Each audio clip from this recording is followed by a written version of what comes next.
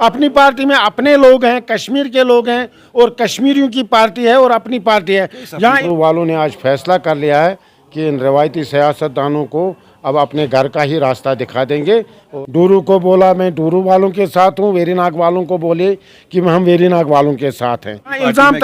इल्ज़ाम तराशी यहाँ शुरू से 1947 से ही आई है कि जो भी दिल्ली गया दूसरे दिन उसको शक की निगाह से देखा गया। इस पार्टी में भी वही लीडरान थे ना जो इससे पहले सरकारों में देखिए यहाँ पे ट्राइबल्स की तादाद भी 25 से 27% लोग हैं, मगर अगर ट्राइबल्स की हम बात करें वो अभी भी बुनियादी सहूलतों से महरूम है। अगर आप देख रहे हो प्राइम पोस्ट में तौसीफ रथर और मेरे साथ मौजूद है अपनी पार्टी के सीनियर लीडर बशीर साहब, इनसे आज बात करेंगे क्योंकि जिस तरह से कहा जाता है कि नवंबर, दिसंबर या मार्च में जम्मू कश्मीर में असम्बली इंतखाबात होंगे। जिस तरह से आज पॉलिटिकल पार्टियाँ, चाहे हम रीजनल पॉलिटिकल पार्टीज़ की बात करें या भाजपा की बात करें तो कन्वेंशन कर रहे हैं, तो इसी ज़मन में अगर डूरू कॉन्स्टिट्यूंसी की बात करें वहाँ पे भी आज पॉलिटिकल सरगर्मियाँ काफ़ी ज़्यादा तेज़ है। मज़ीद बातचीत करेंगे। नहीं सर, पहले आपका वेलकम करना चाहेंगे। जी, आपका भी वेलकम। सर, जिस तरह से कहा जा रहा है कि नवंबर, दिसंबर या मार्च एंड में जम्मू कश्मीर में असम्बली इंतखाबात होंगे, कहाँ पे देख रहे हो अपनी पार्टी को आप डूरू हल्के में? मैं जो इस्लामाबाद डिस्ट्रिक्ट है, इस पूरे अनंतनाग डिस्ट्रिक्ट में मैं डूरू को नंबर 1 देखता हूँ अपनी पार्टी में, क्योंकि जितना डूरू वालों ने धोखा खाया है रिवायती सियासतदानों से, उतना मुझे नहीं लगता है कि अनंतनाग डिस्ट्रिक्ट में किसी और कॉन्स्टिट्यूंसी ने धोखा खाया होगा। इसलिए डूरू वालों ने आज फैसला कर लिया है कि इन रवायती सियासतदानों को अब अपने घर का ही रास्ता दिखा देंगे और अपनी पार्टी को आगे बढ़ाएंगे। बहुत दिनों से उनको एक अच्छे और ईमानदार आदमी की तलाश थी। इंशाअल्लाह ताला मैं अपने आप को उतना मतलब महसूस नहीं कर रहा हूँ जितना लोगों ने समझा है मुझे, और लोग मुझे आ गए जोक दर जोक और मुझे घर से निकाला, बोला आप हमारी तर्जमानी करो, हम आपके साथ हैं, आपके पीछे खड़े हैं। क्योंकि यहाँ पर हमने जितना लोगों को भी आज तक पाला है, वो जब चुनाव का अनाउंस होता है उस दिन 10-15 दिन के लिए गाँव घर घर घूमते हैं और उसके बाद 5 साल 6 साल तक दिखते नहीं हैं, उनका ठिकाना कहाँ है कहाँ नहीं है।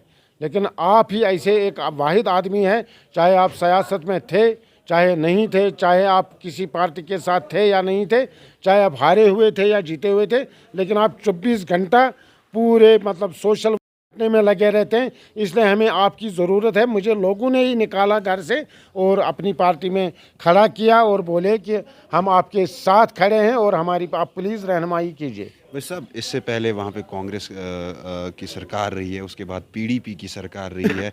कहाँ पे देख रहे हो आप पर्टिकुलरली डूरू या वेरीनाग को डेवलपमेंट के लिहाज से? देखिए, डूरू और वेरीनाग को रवायती सियासतदानों का लड़ाने बगैर कोई काम ही नहीं किया। डूरू को बोला मैं डूरू वालों के साथ हूँ, वेरीनाग वालों को बोले कि हम वेरीनाग वालों के साथ हैं।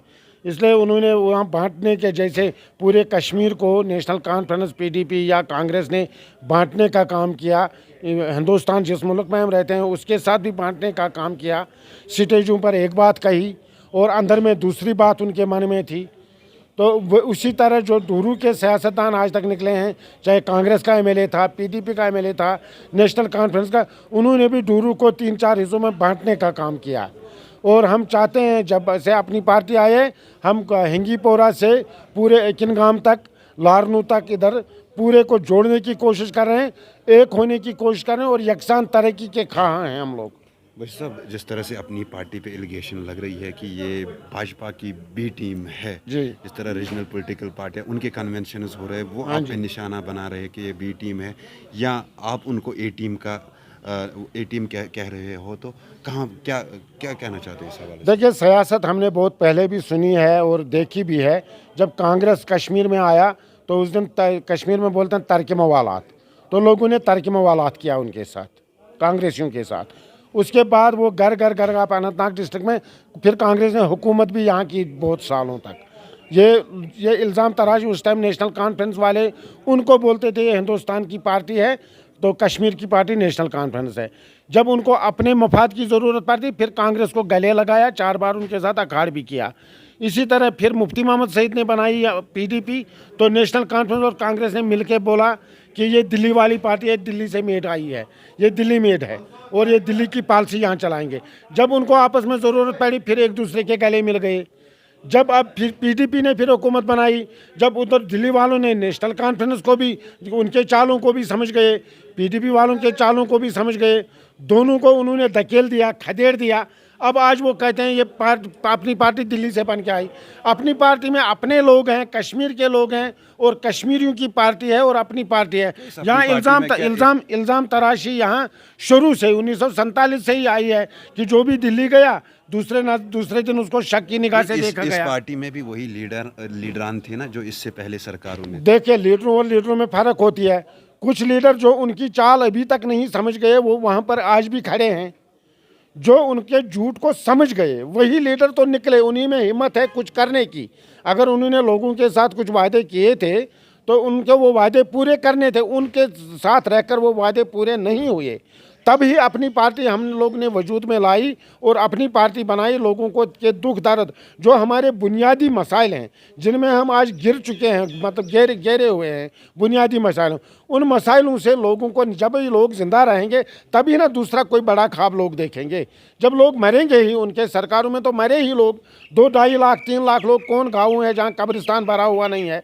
हम चाहते हैं कि कब्रिस्तान का रास्ता मत देखो, आप जिंदा रहो, अच्छे इंसानों की तरह जिंदा रहो। जिस तरह हिंदुस्तान की बाकी स्टेटों में लोग रहते हैं, हक से रहते हैं, मज़े से रहते हैं और आगे बढ़ते हैं, उसी तरह कश्मीरी लोग भी आगे बढ़े। आगे का फैसला कभी देखा जाएगा क्या होगा, लेकिन तभी हम देख पाएंगे कोई भी बात जब हम लोग पहले ज़िंदा रहेंगे। तो इसीलिए हमने अपनी पार्टी, उन पार्टियों से, रवायती सियासतदानों से कोई बात हुई ही नहीं, कोई मतलब मसला हल हुआ ही नहीं।